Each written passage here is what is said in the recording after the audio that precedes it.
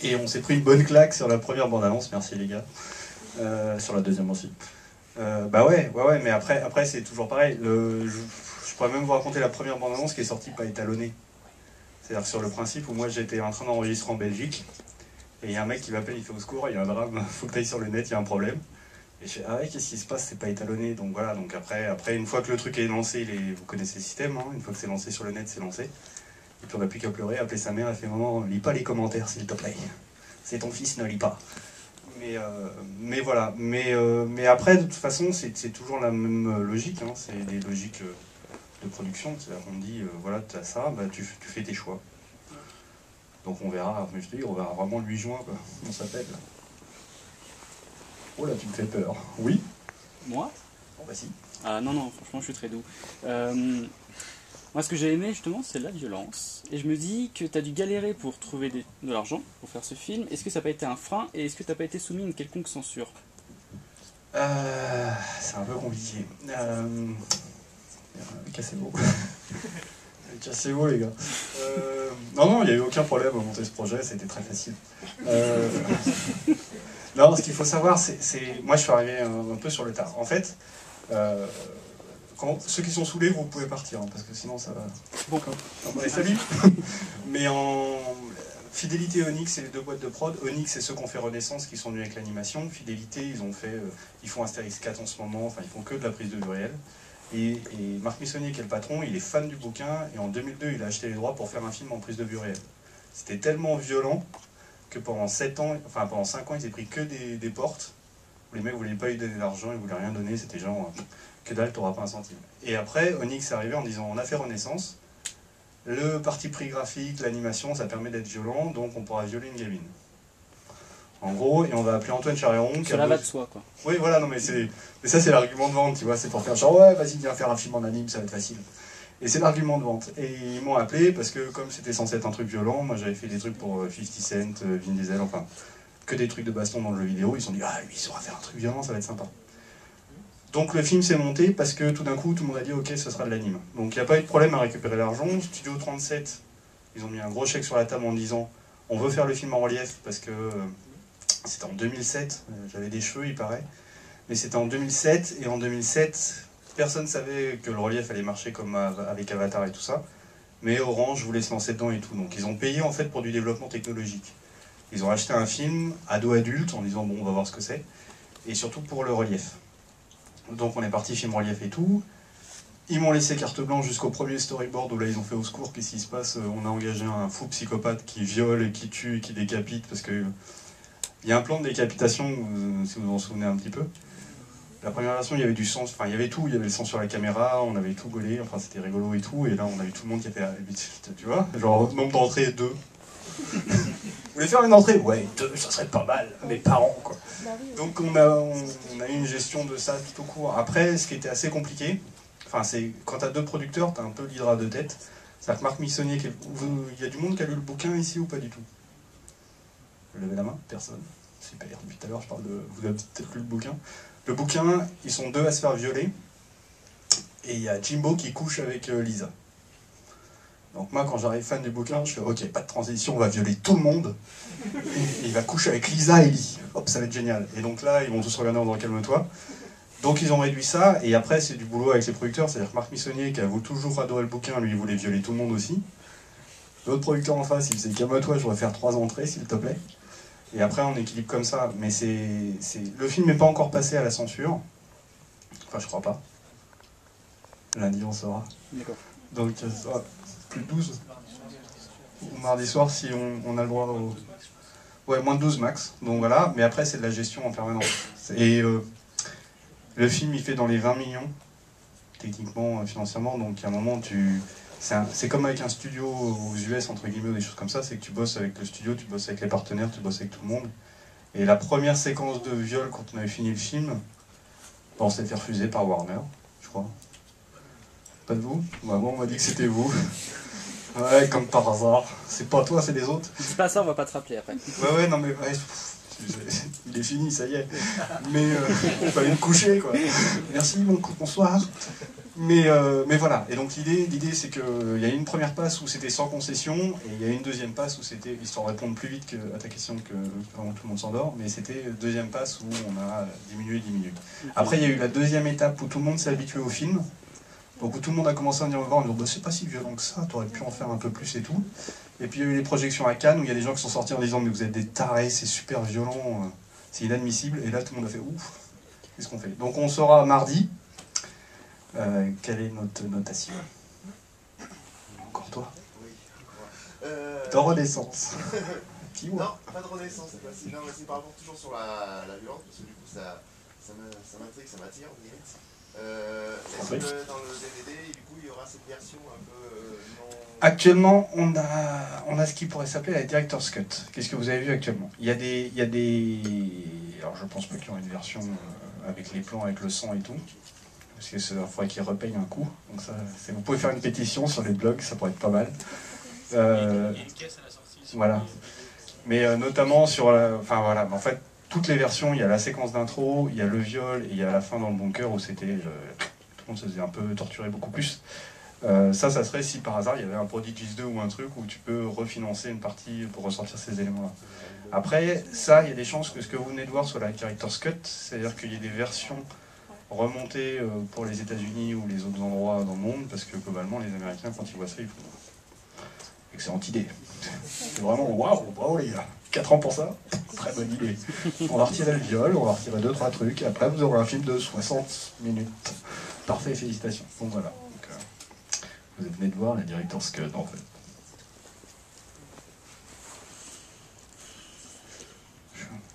Souviens-toi de ta question. J'ai cru voir pas mal de placements de produits. C'est pas faux. Eh bien, figure-toi que quand on est une prostituée, on y va jusqu'au bout. Donc oui, j'ai dit oui à tout. J'ai dit allez, donnez-moi tout. Et il n'y a que l'Audi où j'ai l'Audi, donc j'ai fait ouais, donnez-moi une Audi. Je les ai vus à Cannes en espérant qu'ils me fileraient une caisse. Ça n'a pas marché. Donc ce placement de produit n'a servi à rien.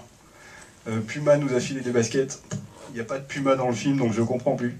Non, en fait, sur des films aussi importants que ça, enfin importants, il faut imaginer que le film est ce qu'il est avec ses défauts et tout ça, hein, je ne suis pas en train de faire... On a fait un chef-d'œuvre, c'est pas le cas. Mais pour faire un film ado-adulte violent, il faut que les gens ils y croient et il faut qu'il y ait un moyen de refinancer derrière. Donc le placement de produit fait partie du refinancement. Après, tu as le choix, soit tu fais Iron Man ou tu fais un gros plan sur Bulgarie en disant « Quelle heure est-il » Et tu fais « Oh putain, fais chier, c'est une Bulgarie, c'est écrit en gros, je vois pas l'heure. » Soit... Hein, c'est mortel, McDo nous a acheté. On a été voir McDo, ils ont adoré, d'un coup ils ont vu le viol, ils ont fait salut. mais ça a été 30 secondes. C'est-à-dire que les mecs ils étaient là dans la salle, salut. Restez, il y a Coca, il y a peut-être Pepsi et tout ça. Voilà, il y a eu les Indiens qui nous ont fait la blague, on a eu Coca. Enfin, vous avez vu Coca, hein, ça je pense qu'il n'y a pas de problème. Tout ce qui est tache rouge, c'est Coca dans le film, c'est le sang. Et les Indiens qui ont fabriqué le film, ils s'en foutent de Coca, ils ont mis Pepsi. Donc il y a une première passe du film, parce que vous connaissez tous la 3D. On met les textures à la fin. C'est-à-dire qu'on bosse, pendant 2 ans, on bosse en niveau de gris pour faire les caméras et tout ça, puis un jour, il y a un mec qui s'occupe de foutre les textures dessus, qui te rend l'image et il te livre ton film. Et première projection du film, je suis en Inde, et tout d'un coup, je vois Pepsi, Coca, Pepsi et Coca à côté, sachant que les avocats de Coca, ils peuvent juste tuer ton film, mais comme ça, quoi, en disant « Salut, c'est fini !» Et voilà, et c'est un peu de ça. Et après bon, Audi, après, c'est... J'ai essayé de faire sobre. J'ai essayé d'éviter les plans de Bulgarie, hormis pour l'Audi parce que je suis fan. Et puis ça va, elle est bête la voiture. Mais voilà, et après, eux refinancent, et surtout, soit ils t'apportent de l'argent, ce qui est rarement le cas malheureusement, soit ils t'aident au moment de la promo. C'est-à-dire que si vous allez voir dans les prochaines semaines, il va y avoir, comme par hasard, des trucs Audi, avec Prodigies dans les cartons UGC, dans ces trucs-là. McDo, il va y avoir des trucs, Pizza Hut, il y a des opérations, Game, il va y avoir des opérations. Alors Game, c'est parce que j'habite à côté de Nation, et qu'il y a un Game à Bastille où j'y vais tout le temps, donc j'avais qu'une envie, c'était d'arriver dans la boutique et de faire salut. J'ai fait ce Prodigies, je peux avoir des jeux gratuits. Donc ça, j'irai ça la semaine prochaine, mais c'est pas gagné. Mais voilà, enfin, c'est des placements comme ça, donc les placements que toi t'essayes d'apporter en faisant, je vois peut-être des trucs gratos à la fin, ça ne marche pas. En tout cas, pas pour l'instant, je suis pas assez connu. Mais voilà, et après, il y a les autres où tout le monde veut récupérer des sous, et voilà, ça reste un business. C'est nul. C'est à propos de la utiliser des acteurs et de trouver des capteurs. C'est Des marqueurs, grand fou. des marqueurs, c'est d'avoir plein de détails à l'écran, vraiment. Enfin, je pense à la bombe de Tintin que tu avais voir, il y a quand même plein de trucs qui ressortent. Alors là, l'animation elle est ultra simplifiée, donc du coup il y a forcément eu une perte entre la capture de mouvement et le résultat final. Et du coup la question c'est, est-ce que c'était vraiment intéressant de faire un motion capture ou est-ce qu'il fallait pas carrément faire de l'animation? C'était hyper intéressant à partir du moment où on était en France. Et là où tu dis on a perdu des choses, c'est qu'on a perdu des choses entre la France et quand on est parti en Inde.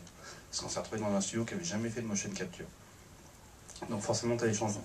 Par contre, il y a un truc qu'on a fait absolument avant de partir qui était le facial. On a gardé le facial. Et après, sur tous les persos, moi je vous disais tout à l'heure, je viens du keyframe, donc keyframe mocap, c'est des airs, quand je suis parti faire de la motion capture il y a 8 ans, en gros tout le système d'œil et tout ça, c'était fabriqué par un mec qui s'appelle Rémi Brun en France, qui a développé tous ces trucs-là, on a bossé ensemble, et tout le monde nous traitait de tarés en disant que ça marchera pas, et maintenant ça marche. Après c'est des questions d'argent. Mais sur un film comme ça, où c'est les persos, où tu passes 80% de ton temps dans des champs contre champs avec des persos qui ont juste des micro-mouvements, des trucs comme ça, moi je reste convaincu que c'est plus intéressant de faire de la mocap, sachant que la mocap Tintin, qui est le parfait exemple, je discutais avec mes potes qui sont chez Weta, c'est 50% mocap, le reste c'est du keyframe, donc après c'est le niveau des équipes qui change. Mais sur un film comme ça, voilà, sur un film comme ça, c'est pas forcément on avait beaucoup plus de détails au début, on a perdu un peu, mais c'est surtout, c'est pas le fait de le faire en keyframe ou en mocap qui change le prix vraiment. C'est juste que je voulais pas un truc trop cartoon ou trop stylisé keyframe, je voulais avoir des persos un peu plus naturalistes avec un jeu beaucoup plus sobre, pour que justement quand on est un peu dans leur stress ou dans leur respiration dans ces trucs-là, bah, être plus dans le jeu du comédien. Donc après c'est des choix. Voilà. Après c'est des choix, mais moi je fais de la mocap maintenant depuis 6 ou 7 ans, enfin 8 ans. Et moi je vais là-dedans et j'y crois à fond. Alors après évidemment quand tu as tout un pipe complet qui fonctionne à mort et que tu n'as pas de problème, ça défonce. Et après bah, tu prends ta bite, ton couteau et tu vas au combat. Voilà. On va se coucher. Non. Une autre question. Ouais, vas-y, mon copain. Alors moi je trouve que Les gens qui posent des questions. l'émotion elle fonctionne plutôt bien. J'ai eu peur, ça marche pas du tout. Mais Ah, vas-y. alors justement comment on fait un peu quand on fait le côté un peu jeu vidéo, comment on fait pour amortir l'émotion justement sur un contexte à la base où on dirait tiens on est sur PlayStation quoi. Et bah tu fais exactement ce que je faisais quand je faisais des cutscenes. C'est-à-dire qu'à une époque je faisais des cutscenes avec des bonhommes qui faisaient 600 faces. Je faisais Tomb Raider avec Lara qui devait embrasser Curtis dans Angel of Darkness. Alors que les persos ils avaient pas de bouche ou ça s'ouvrait pas et tout ça. Bon tu t'en fous. Enfin, ouais, tu t'en fous quoi. C'est-à-dire que tu pars du principe que le seul truc important c'est d'essayer de s'accrocher au perso et que ta caméra en fait, un truc qui entre guillemets apporte de l'émotion, c'est que le perso est dans sa respiration et que la caméra soit avec le perso. Après, qu'il y ait un décor ou pas derrière, tu t'en fous. Il faut juste essayer de se focaliser avec le perso. Donc, la seule vraie, enfin, pas de vraie tentative, mais ce que j'ai essayé de faire, après réussi ou pas réussi, ça c'est la vie de tout le monde, il n'y a pas de problème, c'est de faire en sorte qu'on puisse accrocher à ces personnages-là, quel que soit le niveau de détail ou de rendu PlayStation 4, 2, 1 ou 0,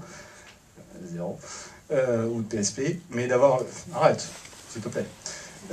D'avoir ce type de rendu là et donc dans ce cas là c'est uniquement focalisé sur des rêves vidéo de mocap, des rêves de mocap et puis essayer de dire on fait abstraction de qu'est-ce qu'on a et on se focalise que sur la ligne de dialogue, le timing, le cut, essayer d'être dans le rythme du film et tout ça. L'abstraction, t'oublies quoi, tu fais je sens plus rien. J'ai 2 copains dans la salle, merci. Ah bah. Moi j'ai un petit souci de raccord, mais s'il faut, c'est faux. Donc ça se passe dans les années 90 quand il est gosse, quand il a 10 ans. Alors commence pas à faire le timing, il est faux. Fais pas ça, fais pas ça. Et après, donc 10 ans plus tard, tu as cette technologie-là. Laquelle? Celle du film du présent. Alors celle du film, normalement la seule partie technologique, bah non. Puisque, alors pour en faire l'historique. Nous sommes dans les années 90, Jimbo a 14 ans, 13 ans. Et après, on est 20 ans plus tard, il a 33 ans. Ah, c'est 20 ans plus tard? Ouais. Et normalement, le seul truc technologique comme quoi j'ai vraiment mal réalisé ce putain de film, c'est que c'est soit la fondation Kylian, soit Jimbo, qui est censé être un petit génie, donc avec Fozzie. C'est-à-dire que le but aussi, quand tu posais la question pourquoi faire des trucs réalistes et tout ça, c'est que Victor, il avait vraiment une envie. C'est facile de dire ça, il n'est pas là. Une idée pourrie, Victor, t'as déconné. Mais qui était d'avoir un truc réaliste, le plus réaliste possible. C'est-à-dire qu'il ne voulait pas fabriquer un monde où c'était de la science-fiction, où c'était du futur, où il y a des voitures qui volaient et tout ça. L'idée, c'était vraiment le monde le plus réaliste, et le seul truc un peu SF transformé, c'était le Fozzie de Jimbo et ces choses-là. Sachant que sur les premières versions du script, on avait un Fozzie arachnoïde, une espèce de T-1000 qui se transformait comme il voulait, qui se baladait partout, qui faisait araignée et tout, et là, là on était en 2050 dans les robots, et on a fait, non, on va revenir un petit peu. Donc voilà, c'était plus... le film a vite tourné plus vers... entre guillemets du comics, des gamins avec des pouvoirs, des choses comme ça, que de la SF avec des trucs super technologiques. Oh, ouais. J'ai ma troisième question. Oui. Ouais. Moi, je parlais tout à l'heure vite fait des États-Unis. Je voulais savoir s'il avait été vendu ailleurs et comment est-ce qu'il allait être vendu. Parce que c'est quand même un film qui est assez connu. Les Américains n'ont pas trop l'habitude d'avoir de l'animation pour adultes, plutôt un truc japonais. Et je voulais savoir un peu comment ça allait se passer. Eh ben, Cannes se finit cette semaine. On a un mec qui fait les ventes à l'international et tout ça. Pour l'instant, on a des propositions. J'ai vu Lionsgate la semaine dernière quand j'y étais, qui disait exactement ce que tu disais. C'est un super film, super couillu. Qu'est-ce qu'on en fait, quoi? Qu'est-ce qu'on va faire avec ça? Mais c'est toujours pareil. C'est sur ce genre de film-là, entre guillemets, ce qu'ils appellent sans concession. C'est-à-dire que ça n'a pas été fabriqué par un... C'est un film de producteur. C'est-à-dire un film de producteur, c'est différent d'un film de marketeur ou autre chose comme ça. C'est-à-dire qu'il n'y a pas de... C'est pas tant qu'il n'y a pas de cible, c'est qu'il n'y a pas de marketing qui bloque derrière. Donc on a fait ce qu'on pensait être bon pour le film. En tout cas, représenter l'histoire du bouquin. Et après, eux, ils vont arriver, le studio va acheter. Donc Lionsgate est intéressé, il y a d'autres studios, peut-être vont arriver, je sais pas. On n'a pas le droit d'en parler. Voilà. Donc je parle des concurrents, quoi qu'il arrive, pour que ça se motive. Et vous êtes motivés, ça y est. Et de toute façon, il va être remonté, le film. Parce que justement, si tu l'adaptes au marché, moi je vois, on a tout l'Amérique, ça a été vendu en Chine, c'est en train d'être vendu partout, en Asie évidemment. C'est un film pour l'Asie, ils n'ont pas de problème, ils regardent ça, ils font... Il n'y a qu'une seule décapitation. Qu'est-ce que vous n'êtes pas ensemble, les gars, qu'est-ce qui se passe? Il n'y a pas de monstres, ils n'ont pas des tentacules. Je ne comprends pas. Hiro Tsukilogi, c'était les années 80. Mais voilà, enfin bon, c'est pour ceux qui savent. Mais, ouh les cochons. Mais ouais, bande de perles. Mais dans l'absolu, voilà. Et pendant qu'on a vendu dans toute l'Amérique du Sud, et les mecs en Amérique du Sud sont venus voir en disant le film est mortel, on le sort comme ça, et tu viendras faire Buenos Aires ou te faire enlever et couper les doigts. Mais on va pas y toucher parce que le film est mortel et on y croit comme ça. Donc c'est vraiment, après, c'est les acheteurs qui décident. C'est-à-dire que quand ils achètent, toi, tu as ton intégrité, entre guillemets, artistique en France, tu peux dire oui, non, et puis quand les mecs achètent, après, tu as le droit de dire je veux participer au remontage ou pas. Et voilà, et après, les États-Unis sera certainement remonté, retravaillé, mais ça, c'est la vie de tous les films. Il n'y a pas de... Ah, vert, bleu, blanc. Oui. Du coup, Oh, j'aime pas tes questions, vas-y. Pour la PSP, tu comptes le sortir directement comme ça, ou tu vas faire un UMD, quoi? non, c'était bien sur le visuel, mais en fait, c'était plus déjà une première. En fait, vous avez tourné avec des acteurs anglais qui ont été capturés pour les mouvements, et par contre, il n'y a qu'une version française en... Pas du tout. Parce qu'en fait, tu parlais d'acteurs anglais dans le DCPS. Ouais. Mais alors, en fait, bon, d'accord, première question, et deuxième, en fait, c'est... J'ai pas compris la première question. Alors, Je t'ai coupé, mais j'ai rien compris. Alors, je vais commencer. La première, c'est... est-ce que, pour l'instant, il n'y a qu'une version française, en fait, du film qui existe? Il y a les deux versions. S'il te plaît, j'ai fini il y a une semaine à 7h du mat. Non, en fait, les comédiens ont été tournés en anglais parce que ça devait se tourner en anglais, c'était à New York et tout ça, donc on a eu un casting de dingue avec... La directrice de casting, c'est, pour vous raconter des anecdotes sympas quand même, c'est Avi Kaufman, la directrice de casting de Spielberg. Donc quand je suis allé à New York pour le casting, en fait, je suis rentré dans un bureau, il y a tous les films de Spielberg. Toi, tu rentres, tu fais salut Antoine Charero. Elle en a rien à foutre. Bah, tu vas aller dans la petite salle là-bas au fond à gauche, là, qui fait 3 mètres carrés, mec. C'est ton film. Mais donc on a tourné en anglais avec ces gars-là. Pour la version française, moi j'ai demandé à Mathieu de venir faire les voix sur le film parce que je trouve qu'il représente bien Jimbo. Et puis on a eu un super directeur de casting qui fait tous les Disney, enfin, qui fait tout un tas de trucs. Qui a trouvé des voix françaises que je trouve très bien. Et après on a réenregistré une voix pour les ventes internationales et ces choses-là, donc en anglais. Et en anglais, le but était d'avoir exactement les mêmes comédiens que pour la motion capture. Donc on a repris le même cast que la motion capture. Donc ce que tu vois en disant Jeffrey Van Thomas, Lauryn Ashley, Carter, tous ces trucs-là, c'est les comédiens qui ont fait tous ces trucs-là, tous ces artistes-là, pardon. C'est les comédiens qui ont fait la motion capture qui font aussi leur voix. D'accord. Voilà. Les voix n'ont pas été enregistrées pendant qu'ils faisaient la motion. Alors pour la fabrication, si. Quand on a fait la motion capture, sinon on fait du mime. Oui, d'accord. On revient au début de la motion capture il y a très longtemps, quand on prenait des danseurs. Ça a été redoublé après, par contre. En fait, on a plein d'étapes. C'est-à-dire que...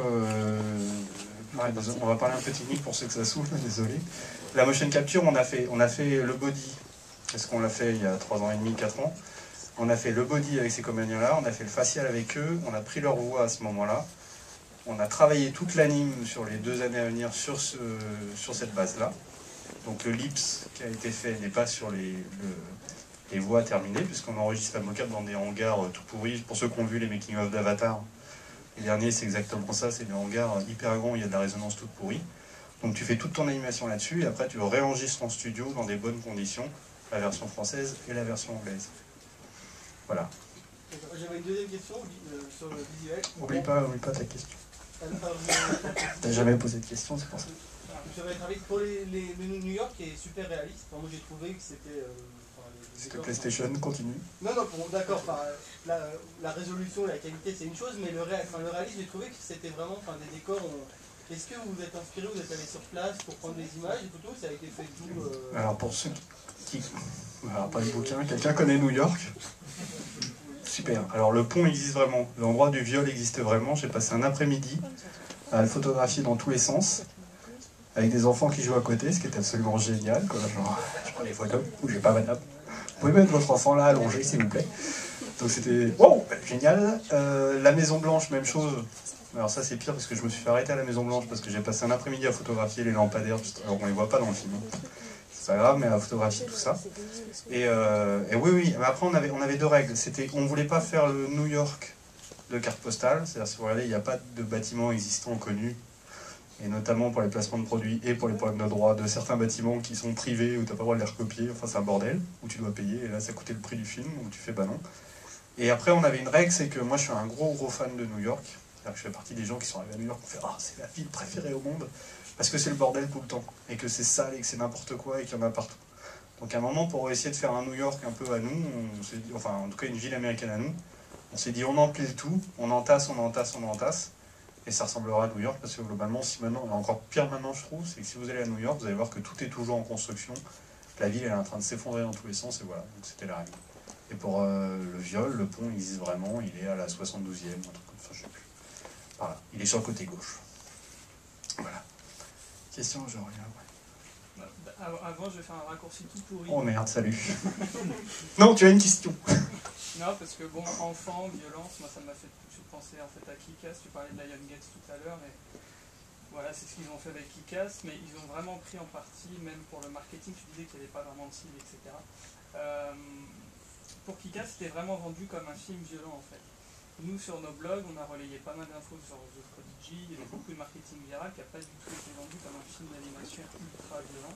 Je voulais savoir s'il y avait, au final, toi t'en as conscience, s'il n'y avait pas un gros décalage entre finalement la campagne de marketing viral et puis Alors Alors il complétera. Putain, alors là, j'ai un flingue sur la tempe, mec. Merci. J'adore ta question. Super.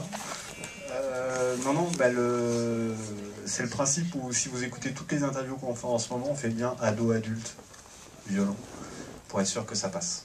C'est-à-dire que les choses, et c'est pour ça qu'on a retiré La Nuit des Enfants Rois. C'est-à-dire qu'il y a eu 2 choses sur La Nuit des Enfants Rois. Il y a eu 80% des fans qui disaient mais qu'est-ce que vous avez foutu, ils étaient 7 gamins avant, c'est quoi ce bordel? Donc, j'ai bossé avec Bernard était d'accord, s'il vous plaît, tout va bien, mais on l'a retiré, et surtout parce que quand tu mettais La Nuit des Enfants, ben les enfants, on a eu plein de fois des enfants, alors c'est pour la famille, on y va tous et tout, donc tu fais stop, surtout pas, n'emmenez pas vos enfants. C'est pour ça que de passer devant la commission et d'avoir un -10 ou un -12, c'est bien, parce que ça t'évite la blague d'avoir un gamin qui va regarder un viol en disant « Qu'est-ce qui se fait, papa, qu'est-ce qui se passe ?» et voilà, et après, ben, ça c'est le boulot de maintenant, parce que le film c'est toujours, alors, là je vais excuser le marketing, le film on l'a livré très tard. Très tard. C'est-à-dire qu'on l'a projeté à Cannes, je sais plus quand. jeudi, moi j'ai fini la version anglaise le samedi précédent, et on a montré le film à Warner le jeudi précédent. Donc, tu t'en vas? C'est nul, j'ai l'impression de... Non, mais il n'y a pas de problème. Salut. Au revoir. Au revoir. C'est horrible. Non, mais... C'est pas pour toi, c'est pour moi que c'est horrible. J'ai l'impression que j'ai mal fait mon travail. Partez pas tous, hein. C'est vrai, mais quand il y en a deux qui partent, après ils partent tous. Fermez la porte. Mais voilà, enfin, la réponse, je sais pas si toi tu veux compléter un truc. Non, mais effectivement, c'était dû à la livraison des éléments relativement tardifs. Le travail de marketing n'est pas le même lorsque tu as le film 3 mois avant ou pas. Vous verrez très prochainement sur la toile, et j'espère sur vos blogs, que ce côté justement un peu plus violent, un peu plus décalé, qui est une image du film que les gens ne connaissent pas encore, va finir par arriver sur le web pour que les gens commencent à se poser des questions pour se dire quel est ce film, est-ce que vraiment c'est ce que je pensais voir depuis le début, ça a l'air autre chose, et pour essayer d'attirer une curiosité plus importante. Puis il y a eu des questions longtemps sur les monstres. C'est-à-dire que la question, si tu montes des monstres dans une bande-annonce ou dans un truc à part, les mecs te disent ah, c'est un film de monstres. Et là c'est dans les étoiles. Donc normalement, bon, les monstres, ils sont là, mais ils font partie de l'histoire, des visions, de ces choses-là. Et si tu commences à montrer les monstres qui sont les parties très violentes du film, bah, tout d'un coup, le risque, c'est aussi en communication qu'on dise mais alors c'est un film d'horreur, c'est un film de science, c'est quoi le projet? Donc, je laisse les professionnels faire leur travail. Non, parce qu'en fait, au final, moi je pense que c'est plutôt une force par rapport au film d'animation.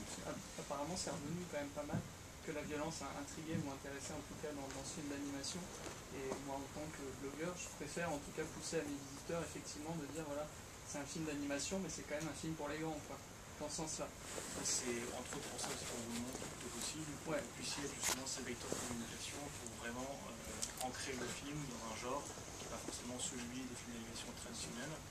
Et si on avait mis dès le début l'accent sur les monstres, le film aurait été cautionné, comme le dit Antoine, sur toute autre chose qui est vraiment. Je pense qu'il vaut mieux avoir la surprise de ce côté un peu violent, un peu dérangeant, et de ressortir un peu plus bouleversé, que d'espérer un film de monstres avec les trois quarts des gens qui partent en vrille au milieu du film, qui n'est pas non plus le film. Je pense que dans ce sens-là, c'est plus intéressant et l'expérience est plus riche humainement, je pense.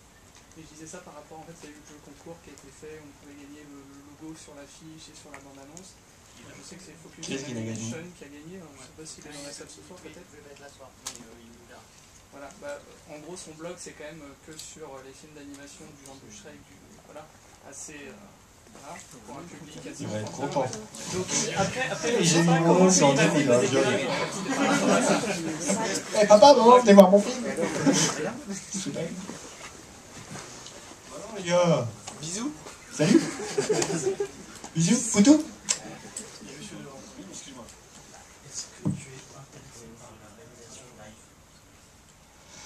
J'ai envie de dire non, c'est toujours facile. Écoute, pour te dire, on me propose de faire un film en live maintenant.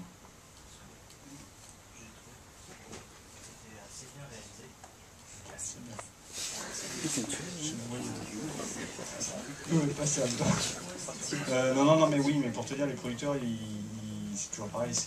Imagine, quand on me file un premier film jeu vidéo, autant dire j'avais rien fait. J'ai juste fait des coups de feu et tout ça, donc ils étaient assez contents de voir le film fini en disant on comprend à peu près ce qui se passe et ça se tient. Et là, parce que faire des films d'animation, c'est 4 ans, et à monter, c'est 2-3 ans avant que l'idée se fasse et tout.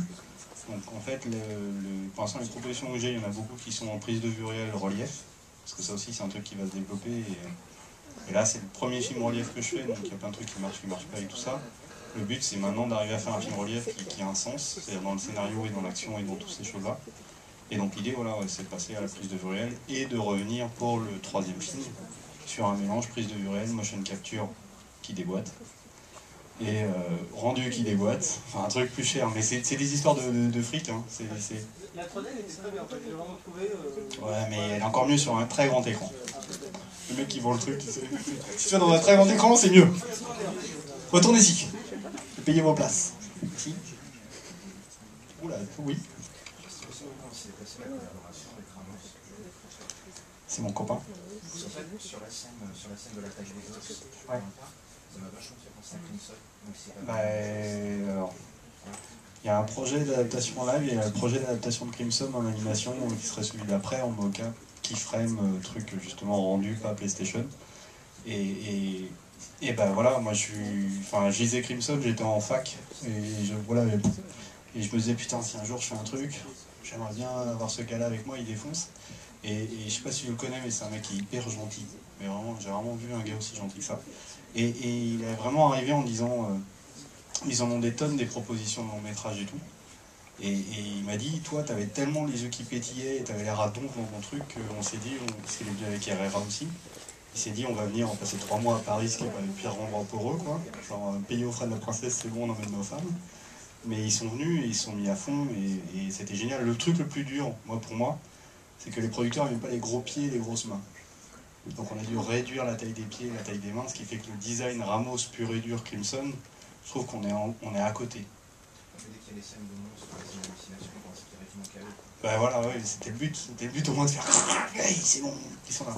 Donc c'était cool, et puis moi j'avais c'est toujours le même truc, tu peux bosser avec des designers, puis quand tu vas chercher les designers dont tu rêves, genre eux, c'est super compliqué parce que t'as toujours l'impression que j'ai passé 3 mois à me justifier de ce que je faisais en mise en scène. Genre, je vais faire ça, t'es d'accord? Oui, t'es d'accord. Et je leur ai montré le film, l'animatique, et vraiment le montage il y a 1 mois ou 2. Et c'était horrible parce que les mecs étaient sur Skype et ils commentaient en même temps qu'ils regardaient le film, genre j'en ai rien à foutre de ton film et tout. Genre c'était horrible, mais ils aiment bien, ils viennent ici pour la promo et justement on bosse sur Crimson pour penser ça. Mais moi c'était vraiment, c'est purement le trip égocentrique de fan de comics. Tu dis, il y avait eux, il y avait Jim Lee. Jim Lee, je sais pas si j'arriverai à faire Batman. Donc bon, on va faire Crimson, c'est bien. Ouais non, c'est mortel. Si on arrive à faire Crimson, je meurs après.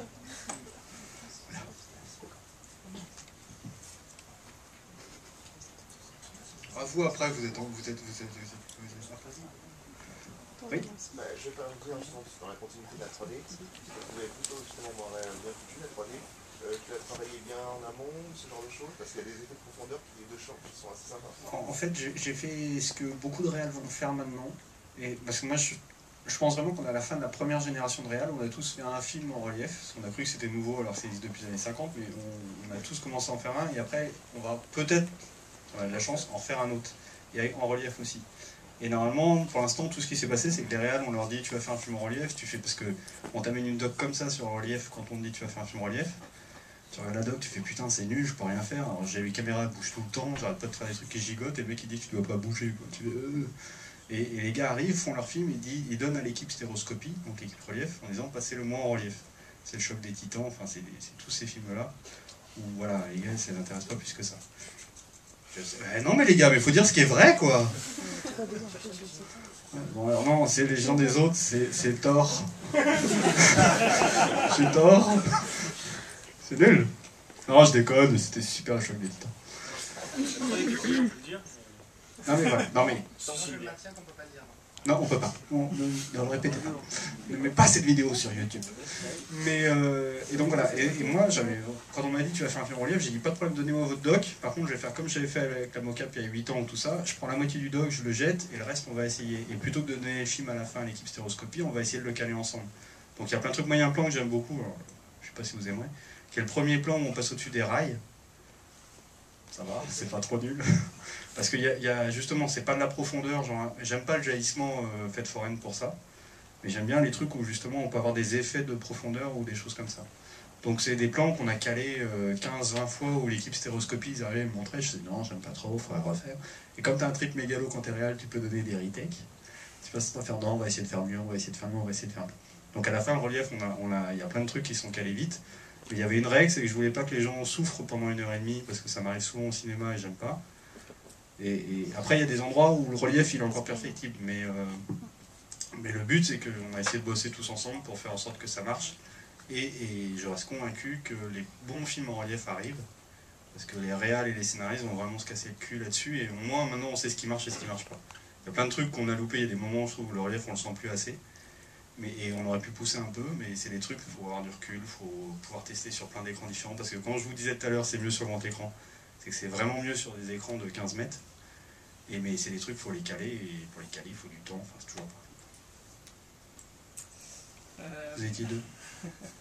Non, tu disais pas de film live, est-ce que toi tu serais repartant quand même pour faire une suite sur The Prodigy, donc toujours en animation?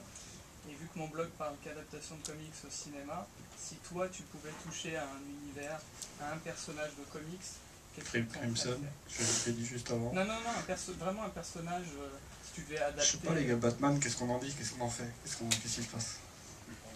Ouais, super. Bon, bah alors non, Batman, c'est pas possible. Non, bah moi mais c'est pas la maison. Moi, Wolverine. Wolverine, Gambit. Gambit, moi je sais qu'ils ont une idée de film là-dessus, mais ils le feront jamais. Et enfin, en tout cas, pas avec le même Gambit que dans Wolverine, mais... Et vous savez pourquoi?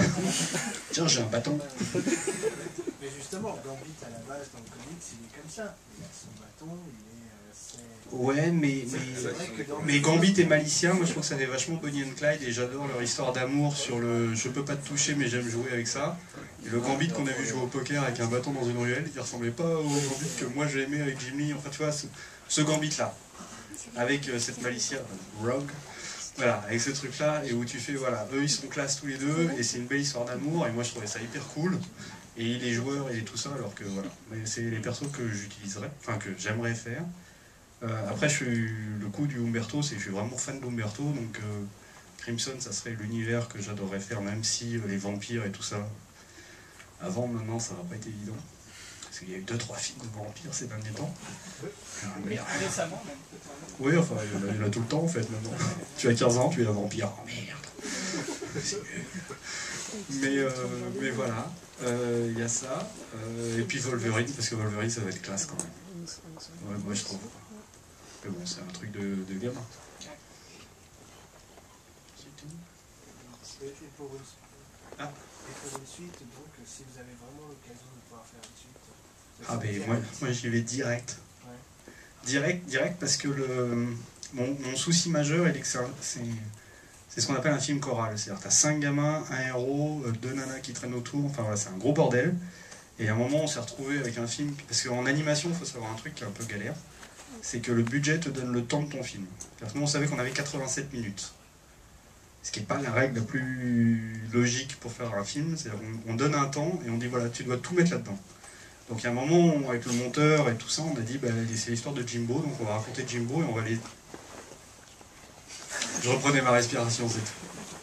Non mais je suis pas triste que vous pensez. Bonne soirée. Merci. Putain, ça fait une demi-heure que vous attendez, vous êtes genre, ah putain, on se casse. C'est chaud quoi. Et portez les autres, c'est bon. Et voilà, donc là on va dire, pour moi on a raconté l'histoire de Jimbo, qui était la plus importante parce que c'est le personnage principal. Après, l'Asiat, Lee ou Samy, c'est des persos qui sont... enfin, je pourrais vendre le board, mais c'est vachement simple de dire dans le board, ils sont super. Mais voilà, s'il y avait une suite à faire, la suite elle est sur les gamins, c'est pour ça qu'on a une fin ouverte à la fin et qu'il y a Gilles qui a l'air d'être parti un peu loin, et les 4 gamins qui sont ensemble, qui vont découvrir un autre Prodigy. Donc l'idée c'est de partir sur les gamins et de développer tous ces gamins-là pour que ça fasse un peu le côté X-Men. Enfin moi je viens de ça, donc forcément tu fais faire les X-Men, c'est bon break. Comme il y aura peut-être d'autres pouvoirs, on ne sait pas. Oui, je sais. Tu parlais tout à l'heure avant Crimson d'un projet live.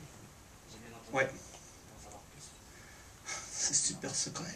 T'es dingue ou quoi? C'est l'adaptation de Nadja, de Bengale et de Morvan, qui est une BD française où je les ai rencontrés. On est en train de bosser dessus. Pour ceux qui connaissent, c'est hyper compliqué à adapter. Parce que ça va un peu dans tous les sens. Donc on est parti la fleur au fusil en disant on va faire Nadja, ça va être super. Et là on est un peu en train de faire comment on va adapter ça. Donc voilà. Après l'idée c'est toujours pareil. En ce moment ce qui marche vachement bien c'est des adaptations. Parce que pour une bonne et simple raison, c'est que tu n'arrives pas avec une idée où il n'y a rien, où personne ne sait d'où ça va, donc ça rassure un peu tout le monde. Donc on est parti sur Nadja. On bosse en ce moment dessus avec Morvan et avec Bengale aussi, pour ceux qui connaissent, un super dessinateur.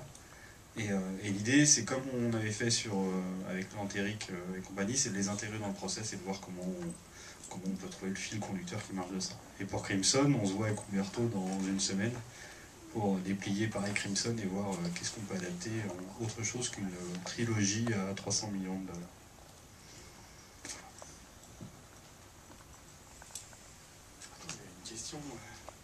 Oui. Ouais, moi juste une toute petite. Ouais, tu te casses. Un point. Elles sont où les toilettes?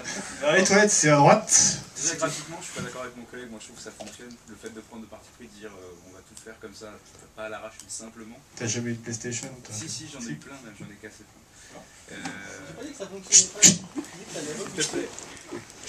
Non, et du coup, on se penche plus sur l'animation qui est pas mal faite. Moi, c'était plus pour venir par rapport à Ramos. Est-ce qu'ils t'ont influencé sur la réal aussi un petit peu? Parce que la première séquence où il frappe son gamin, il y a des plans qui sont purement comiques. On sent que tu es fan de ça. Et Alors, peut-être qu'ils sont venus et qui t'ont dit tiens, la caméra, mets-la un petit peu. Non, moi je voulais. C'est-à-dire que moi j'étais comme un. Quand ils étaient là, j'étais comme un gosse, donc j'ai essayé de leur faire mon storyboard, mais ils ont jamais voulu. Parce que Umberto, il est tellement gentil et humble qu'il a toujours dit ah, tu réalises trop bien. Tu fais ouais, j'ai rien réalisé, mec, donc commence pas. Mais ils ont jamais voulu faire de storyboard. Donc jamais voulu proposer de plan. Alors après. Tu viens chez moi, j'ai des armoires complètes de comics de machin, donc voilà, quand on me dit c'est quoi tes films de référence, je fais c'est pas des films en fait, c'est peut-être des comics. Et t'as jamais voulu en faire? Des comics? Bah si, mais je suis nul. Tu fais juste les cadres, après tu fais en Ouais, non mais oui, ça j'en ai parlé avec Umberto, je lui ai dit je te fais des trucs, tu me les mets en perspective s'il te plaît. Feignasse. Il est pas d'accord. Il m'a dit non. Bah, on a le comics The Prodigies qui suite tous les déboires du film a été suspendu mais sortira peut-être pour le DVD ou des trucs comme ça, on a bossé ensemble. C'était assez horrible parce qu'il m'envoyait des planches. Donc on a actuellement 7 planches sur le comics. Donc ils sont chez moi secrètement gardées. Genre. Et tu dois faire des retours à Humberto Ramos sur le découpage.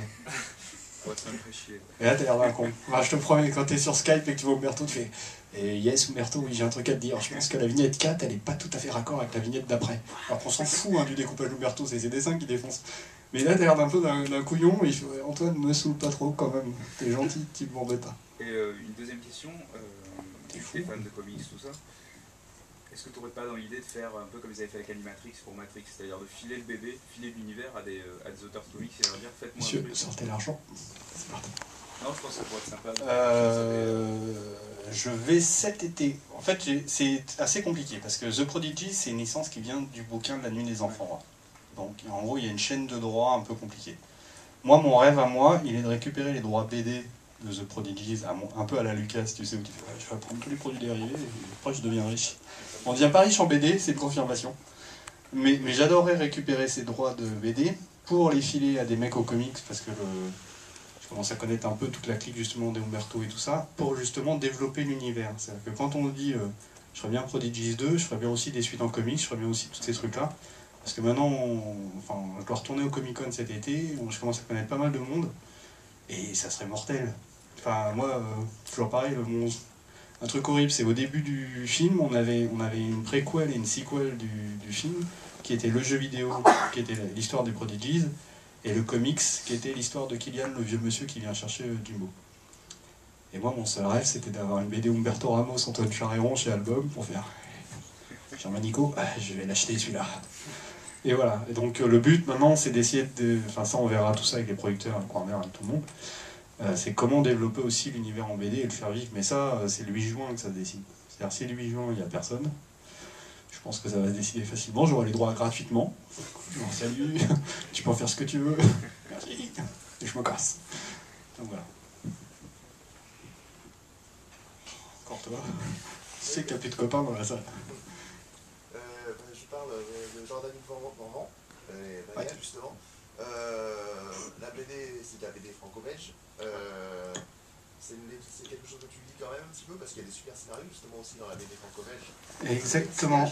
Je suis un grand... Et par exemple, ça n'a complètement rien à voir. En ce moment, je suis un gros fan de KSTR, pour ceux qui connaissent. Qui sont tous les gros tomes de Casterman. Je crois que c'est Casterman qui fait ça.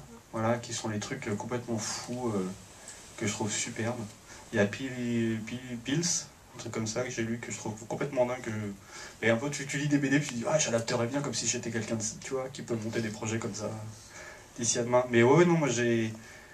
Alors je ne fais pas le franco-belge Astérix et tout ça, parce que je suis toujours passé à côté. Non, mais justement, j'en suis assez... Mais tout ce qui est Aquablue, tout ce qui... ces trucs-là, oui, Landfust... Bon, ouais, il y a... Alors, je sais pas s'ils en parlent déjà ou pas, mais ils veulent adapter la série Landfust manga. Je sais plus comment ça s'appelle, Landfust. C'est pas Landfust de 3, ils ont mis un autre nom. Landfust Odyssey, un truc comme ça. Enfin, il y a tellement de Landfust maintenant que tu te perds, je suis désolé. Mais voilà, ils voulaient l'adapter, on m'avait demandé, j'étais sur Prodigy, je fais ah merde. Mais Landfust, j'adorais le faire, voilà, tous ces trucs-là, ouais, carrément. Sillage, justement, de Jean-David Morvan. Ah, Sillage, j'ai du mal. Ah bon? Ouais, mais j'ai du mal, mais parce que moi j'ai été à Aquablue à titre. Et depuis une semaine, j'ai Olivier Vatine qui a voulu devenir mon copain sur Facebook, donc je fais trop genre. Parce qu'à Angoulême, je vous raconte une fois, il m'a viré en dédicace. J'ai pas aimé du tout. J'étais petit, je suis arrivé, je fais s'il te plaît, il m'a fait non, dégage. Oh. Je reviendrai un jour. Trop chaud. On va y aller, hein. Tout le monde s'endort. Allez hop. Et ben, merci beaucoup d'être venu. Et merci pour ce bon moment. Bonne soirée.